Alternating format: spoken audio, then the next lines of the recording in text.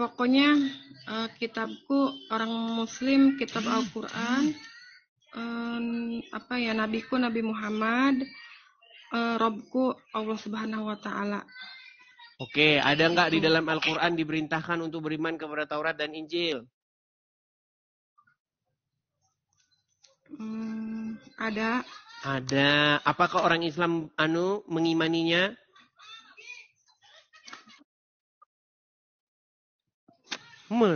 Ya, Islam mengimaninya, tapi tidak menyembah Isa sebagai Yesus.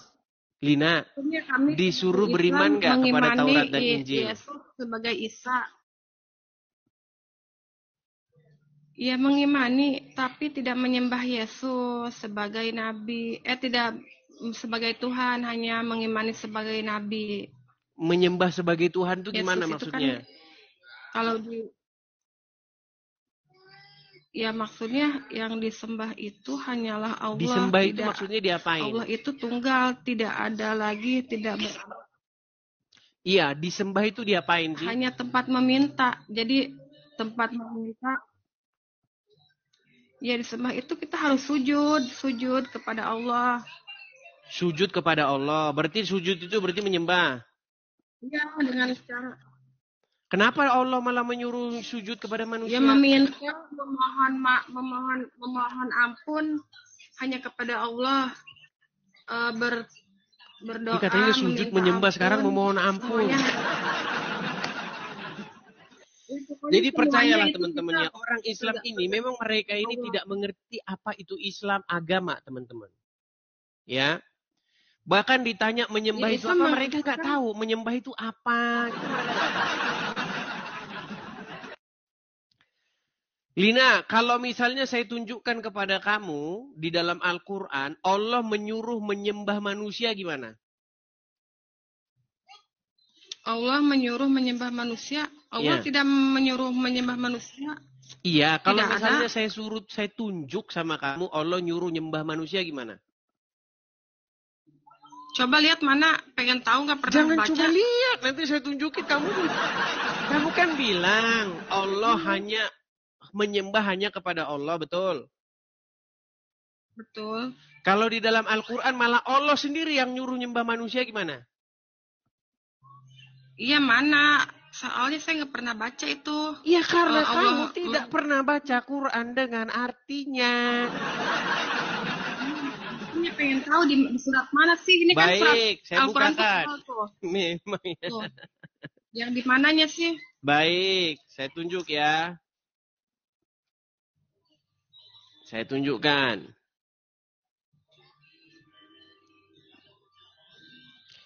Di dalam Al-Quran, di dalam Quran surat Al-Baqarah ayat yang keempat. Al-Baqarah ayat yang ke-34. Al-Baqarah ayat 34. Ada di situ? Ada. Baik, saya balikkan ya. Ini Allahmu menyuruh sujud sembah kepada manusia nih. Herman yang nyata. Saya Herman. Saya tidak Herman ya, karena saya tahu bahwa mereka baca Quran nggak dibaca artinya. Sudah ada di layar saya, coba kamu lihat. Coba kamu lihat. Oke. Surat Al-Baqarah. Gimana? Iya, ini ada. Oke, coba kamu yang baca di situ. Yang dari ayat 30 dulu ya. Oke, silakan. 34. Silakan. Penciptaan manusia dan penguasaannya di bumi. Ingatlah ketika Tuhanmu berfirman kepada para malaikat, sesungguhnya aku hendak menjadikan seorang khalifah di muka bumi. Mereka berkata, mengapa engkau hendak menjadikan khalifah di muka bumi? Di muka bumi itu orang yang akan membuat kerusakan padanya dan menumpahkan darah. Padahal kami senantiasa bertasbih dengan memuji Engkau dan mensucikan Engkau. Tuhan berfirman, sesungguhnya aku mengetahui apa yang tidak kamu ketahui. Terus, dan dia mengajarkan kepada Adam nama-nama benda seluruhnya. kemudian mengemukakannya kepada para malaikat, lalu berfirman, sebutkanlah kepadaku nama benda-benda itu jika kamu memang orang-orang yang benar. Mereka menjawab, Maha suci Engkau, tidak ada yang kami ketahui selain apa yang telah Engkau ajarkan kepada kami. Sesungguhnya Engkaulah yang Maha mengetahui lagi Maha bijaksana. Allah berfirman, hai Adam, beritahukanlah kepada mereka nama-nama benda ini. Maka setelah diberitahukannya kepada mereka nama-nama benda, Allah berfirman, bukankah sudah kukatakan kepadamu bahwa sesungguhnya aku mengetahui rahasia langit dan bumi, mengetahui apa yang kamu lahirkan dan apa yang kamu sembunyikan. Baik, 3-4-nya. Dan ingatlah ketika kami berfirman kepada para malaikat, sujudlah kamu kepada Adam. Maka sujudlah mereka kecuali iblis. Ia enggan dan takabur. Kenapa di sini Allah menyuruh sujud kepada manusia? Kan ini ada permulanya. Itu kan mulai akrobat. Kamu bilang di dalam Quran hanya Allah lah tempat menyembah, sementara di sini malah Allah nyuruh nyembah manusia. Gimana? Surely. Mana? Ini belum ke bawahnya. Oh ya udah silakan, habisin. Dan ingatlah, kan ini kan Allah berfirman, dan ingatlah ketika kami berfirman kepada para malaikat, sujudlah kamu kepada Adam, maka sujudlah mereka kecuali iblis. Ia enggan takabur dan ia termasuk golongan orang-orang yang kafir. Oke, berarti yang tidak mau sujud kepada Adam berarti kafir, betul? Ya tapi kan ini belum ke bawahnya. Mau dibaca sampai mana lagi? Mau sampai habis dibaca sampai Al-Fatihah, sampai Anas. Ya sudah, lanjut. Nggak apa-apa, ayo lanjut. Nggak apa-apa, kita turutin, yuk. Dan kami berfirman, hai Adam, diamlah oleh kamu dan istrimu di surga, dan makanlah makanannya yang banyak lagi baik, di mana saja yang kamu sukai, dan janganlah kamu dekati pohon ini, yang menyebabkan kamu termasuk orang-orang yang jolim. Lalu keduanya digelincirkan oleh setan dari surga itu dan dikeluarkan dari keadaan semula. Ini dan makin lama makin malah lari kemana-mana nanti. Sekarang kita fokus ke sini. Nih, fokus ke 3-4 ya, ini. Ini kan tentang petunjuk Allah. Jadi kan Allah itu mau nyuruh. Yang mau saya tanya sama kamu, benar nggak di sini Allah menyuruh sujud kepada Adam? Yang dalam surat Al-Baqarah ayat 34 benar. Benar. Berarti yang tidak mau sujud kepada Adam musyrik, betul? Syirik, kafir, betul? Ya kan kafir itu bukan berarti tidak menyembah, itu saja banyak. Oke, siapa yang disuruh sujud? Yang disuruh sujud siapa? Allah kan menyuruh malaikat bersujud kepada para Adam. Malaikat. Bukan malaikat. Iya, para malaikat. Oke. Yang disuruh sujud para malaikat, betul? Iya, betul. Terus yang enggan bersujud iblis, betul? Betul. Berarti iblis betul nggak? Karena iblis itu dia Sebentar. Pertanyaan saya, ada nggak iblis disuruh sujud? Semua disuruh sujud sama Enggak, Allah. coba perhatikan, coba. Termasuk ingatlah ketika kami berfirman kepada para malaikat apa berfirman kepada iblis?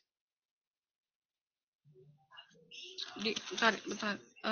Dan ingatlah kami berfirman kepada para malaikat. Oke, berarti yang disuruh bersujud adalah para kumpulan para malaikat, betul? Betul. Nah, terus iblis disuruh nggak di sini sujud? Ya kan Coba. Aduh, Kami mulai. berfirman kepada Yang disuruh sujud itu mereka para itu kan malaikat. Kemudian iblis enggan. Emang kapan iblis disuruh sujud? Makanya saya bilang, Lina, maksudnya seandainya kamu membaca Al-Quran, kamu baca artinya, kamu pelajari isinya sungguh-sungguh mendalam, besok pagi kamu panggil tukang loak. Halo? Halo? Bapak tukang loak, tolong besok diangkat buku-buku ini ya. tapi Gimana? kan ini belum dibaca, ini sampai 39 aja saya baca, nanti kan saya bisa jawabnya. Ini kan belum Oh ya udah, apa-apa kita ini. turutin, yuk. Kita baca 35-nya, yuk. Kita baca 35-nya. 35 udah, tinggal 36 sama Ayo 39. 36-nya baca yuk, 36-nya. Lalu keduanya digelincirkan setan dari surga dan keadaan semula, dan kami berfirman, turunlah kamu, sebahagian kamu menjadi musuh bagi yang lain, dan bagi kamu ada tempat kediaman di bumi, dan kesenangan hidup sampai waktu yang ditentukan. Terus 37-nya. Kemudian Adam menerima beberapa kalimat dari Tuhannya, maka Allah menerima taubatnya. Sesungguhnya Allah Maha Penerima Taubat lagi Maha Penyayang. Terus 38-nya ini ya. Kami berfirman, turunlah kamu semua dari surga itu, kemudian datang petunjuk kepadamu, maka barang siapa yang mengikuti petunjukku, niscaya tidak ada kekhawatiran atas mereka dan tidak pula mereka bersedih hati. Adapun orang-orang kafir mendustakan ayat-ayat kami, mereka itu penghuni neraka, mereka kekal di dalamnya. Terus? Itu dah. Terus di mana di sini itu. perubahannya dari apa yang kita obrolin tadi? Iya, itu orang-orang kafir tidak iya, yang saya tanya tadi kembali ke ayat 34. Di dalam ayat 34, di mana di sini iblis disuruh sujud di mana? Tidak ada. Tidak ada. Lagian menurut Al-Quran, di ayat yang lain, iblis itu sudah diusir dari dari surga. Ini kalau kamu baca Al-Quran di ayat Quran yang lain, iblis itu sudah diusir dari surga. Lalu bagaimana iblis bisa menggoda Adam lagi? Aduh, kalau kamu baca ayat yang lainnya, di Quran surat yang lain, iblis itu sudah diusir dia. Tapi kalau kamu baca lagi di ayat yang lainnya, iblis tiba-tiba ada lagi di surga. Ini nih, peringatan Tuhan kepada Bani Israel. Ngompat lagi. Karina, coba kalau ngomong itu, fokus gitu loh. Kok lompat ke sana ke sini, lompat lagi, lompat ke sini, lompat ke sana, gimana sih? Makasih Jembret, Bang Jembret, makasih. Gini Lina, kalau kamu baca di dalam Al-Quran, Al-Quran itu penuh dengan kontradiksi satu sama lain. Makanya kenapa kamu disuruh ulama-ulamamu baca Quran dalam bahasa Arab saja, terus nanti kamu dapat pahala, udah nggak usah dipahami. Karena mereka takut nanti kalau kamu baca artinya, isinya beda satu sama lain.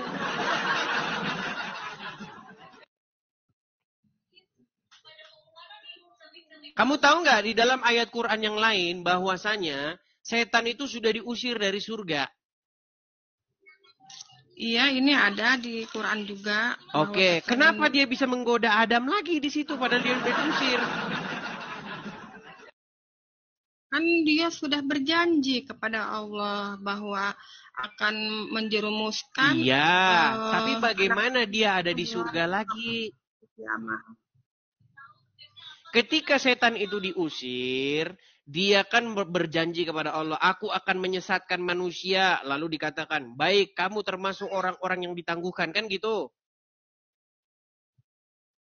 Pertanyaannya bagaimana dia ada di surga lagi, sedangkan dia sudah diusir.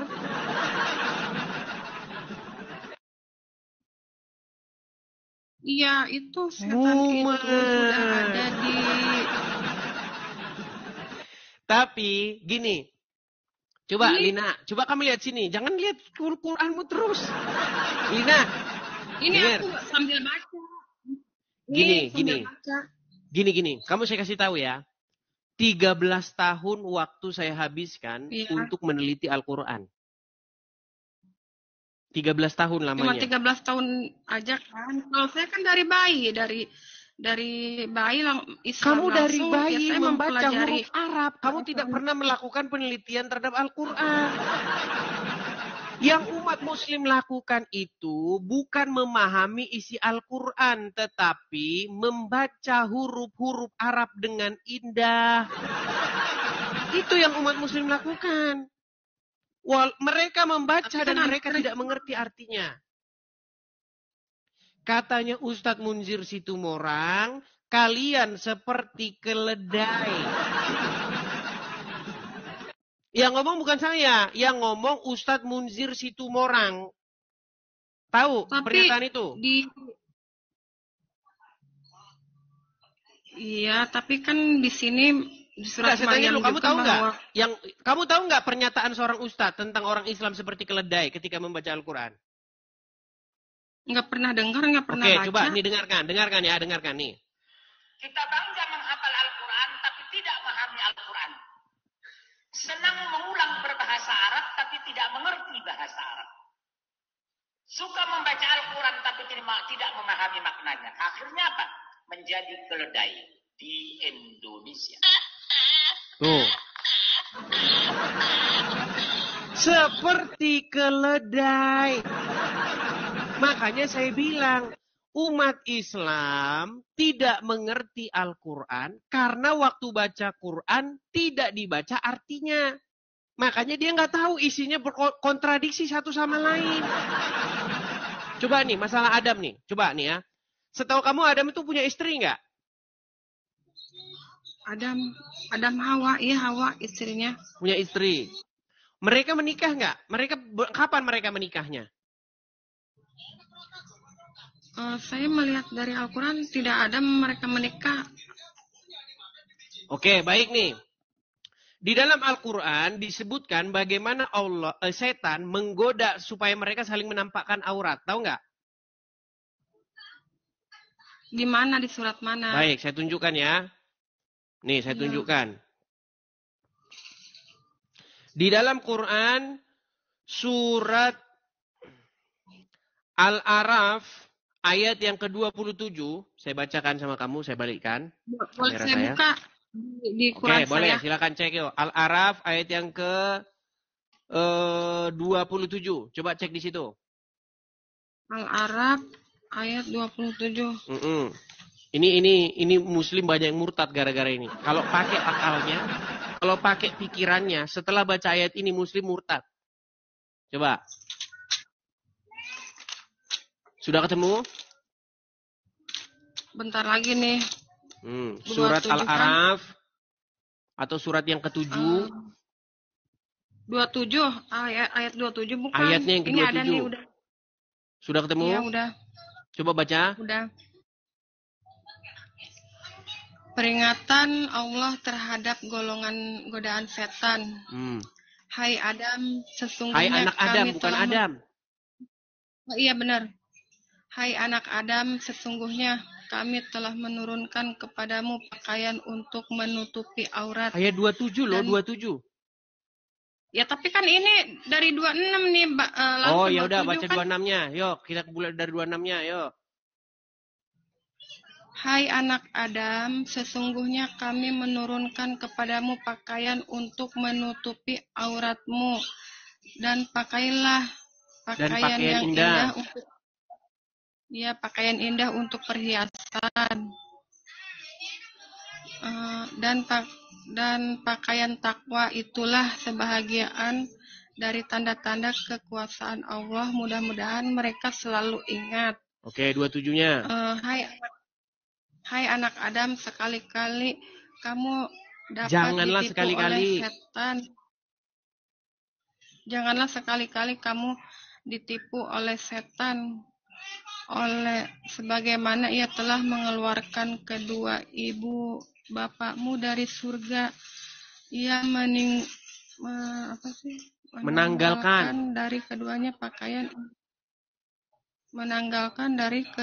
pakaian untuk memperlihatkan kepada keduanya aurat. Sesungguhnya ia dan pengikut-pengikutnya melihat kamu dari suatu tempat yang kamu tidak bisa melihat mereka. Sesungguhnya kami telah menjadikan setan-setan itu pemimpin bagi orang-orang yang tidak beriman. Oke, sekarang Udah. saya tanya nih. Oke, di sini setan menggoda supaya Adam dengan Hawa saling memperlihatkan aurat, bener nggak? Iya, benar. Oke, pertanyaan saya, Adam dan Hawa itu suami istri nggak? Iya, suami istri. Oke, kalau suami istri sah nggak saling mempertontonkan aurat masing-masing? Maksudnya mempertontonkan aurat, ya sah aja. Gini. Hai anak Adam, janganlah sekali-kali kamu dapat ditipu oleh setan sebagaimana ia telah mengeluarkan kedua ibu bapakmu dari surga. Maksudnya ini Adam dan Hawa. Ia, maksudnya setan, menanggalkan dari keduanya pakaiannya untuk memperlihatkan kepada keduanya auratnya. Jadi, setan ini menggoda Adam dan Hawa untuk saling memperlihatkan aurat. Bagaimana mungkin setan menggoda mereka untuk saling memperlihatkan aurat sementara mereka suami istri?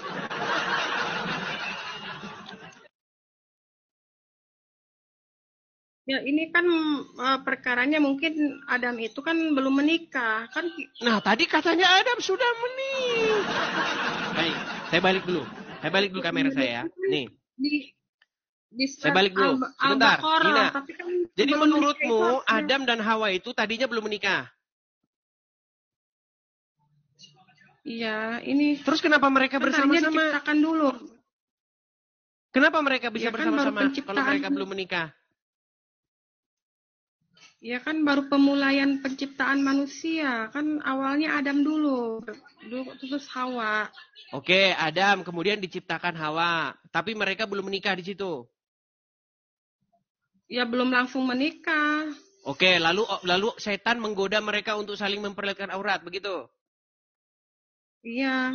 Oke, berarti berangkat dari ayat itu Allah dan Adam tidak menikah. Belum menikah, bukan tidak menikah. Oke, kapan mereka menikahnya? Di Al-Quran belum baca mereka menikah, kan tidak ada bacaan mereka menikah. Berarti Adam dan Hawa di dalam Al-Quran berzina keduanya, betul? Enggak lah. Terus kapan mereka menikah? Coba kapan mereka menikahnya? Ya kalau kita ingin tahu, ya aku juga bisa pengen tahu itu kok Tuhan Yesus bisa ya lompat kemana-mana. Aduh. Ya, terus sih yang mau nanya itunya tentang Tuhannya orang Oke, Kristen. Lalina, gini, karena dari tadi kamu saya lihat itu lompat kemana-mana. Kamu dari A lompat ke B, dari B nanti lompat ke C lompat ke D. Ya karena kan ya saya pengen nanya-nanya aja. Tapi iya, nanti saya ke situ nanti kamu lompat lagi. Setiap saya bahas satu tema, kamu lompat ke tema yang lain.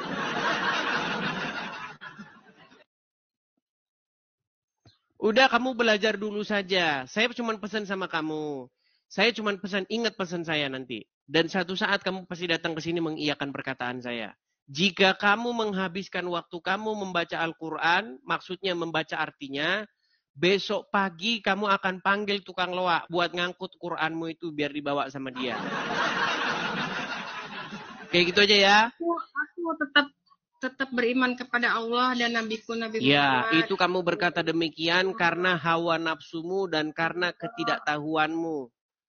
Kamu berkata seperti itu karena kamu tidak menggunakan daya upaya akal pikiran kamu untuk mempelajari Al-Quran. Kamu hanya mengandalkan hawa nafsumu. Gimana? Saya dulu pernah debat begini. Ustadznya bilang begini. Kita di dalam agama Islam itu tidak dibolehkan pacaran. Haram hukumnya pacaran, haram. Saya bilang begini. Pak Ustadz, apa? Coba baca Al-Quran Pak Ustadz. Di dalam Al-Quran, Adam dan Hawa itu ditempatkan bersama-sama. Padahal mereka belum menikah. Dia bilang sama saya, berani kali kamu mengatakan Adam dan Hawa tidak menikah. Mereka menikah katanya. Saya tanya begini, Ustadz, kalau orang sudah menikah, saling memperlihatkan aurat itu sesuatu yang haram tidak? Tidak. Berarti boleh saling memperlihatkan aurat? Boleh, sah, karena mereka menikah. Kalau memang Adam dan Hawa itu menikah di dalam Al-Quran, kenapa setan menggoda mereka untuk saling menampakkan aurat? Kalau setan menggoda saling menampakkan aurat, pasti terhadap dua pasang orang yang bukan pasangannya. Contoh. Kamu istri dari Udin misalnya. Ya kan? Bertemu dengan suami orang lain. Kan bukan pasangan nih. Kalian bukan pasangan kan? Terus kalian saling memperlihatkan aurat. Nah, itu pasti kerja setan. Setan menggoda kalian supaya kalian saling menampakkan aurat. Karena kalian bukan pasangan yang sah. Bagaimana mungkin suami istri saling menampakkan aurat, tetapi mereka digoda oleh setan saling menampakkan aurat? Makanya saya bilang sama ustadz-ustadz yang bilang, dalam agama Islam gak boleh pacaran. Suruh baca ayat itu. Kenapa Allah menempatkan Adam dan Hawa secara bersama-sama, sementara mereka bukan pasangan? Berarti itu dalilnya bahwa di dalam agama Islam boleh pacaran.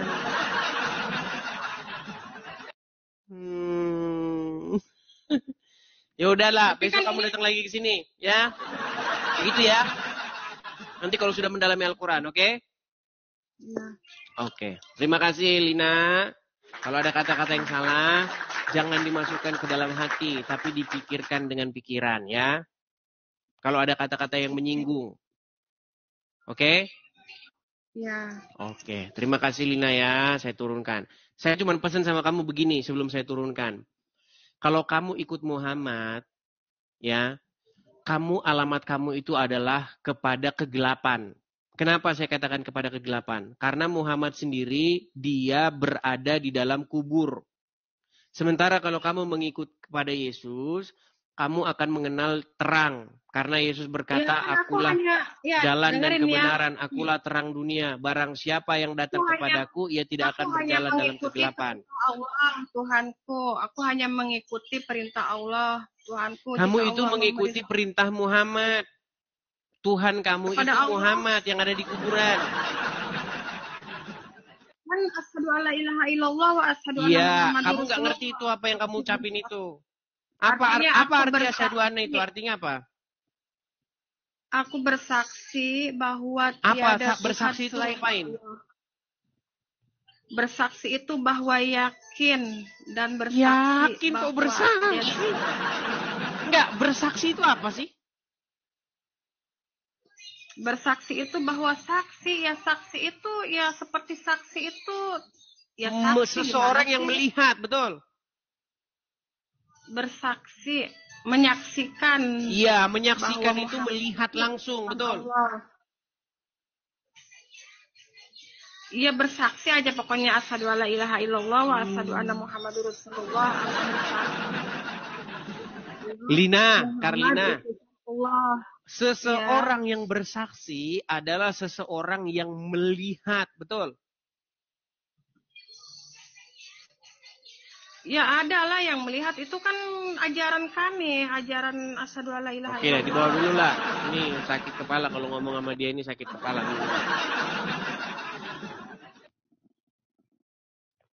Teman-teman sekalian, saya ini sudah ngomong sama orang Islam selama 13 tahun. Kurang lebih ya kayak Karlina tadi itu. Jangan kalian berharap ketemu orang Islam yang agak cerdasan. Jangan berharap. Yang cerdas-cerdas sudah pada nggak percaya Al-Quran. Nggak percaya mereka isi Al-Quran.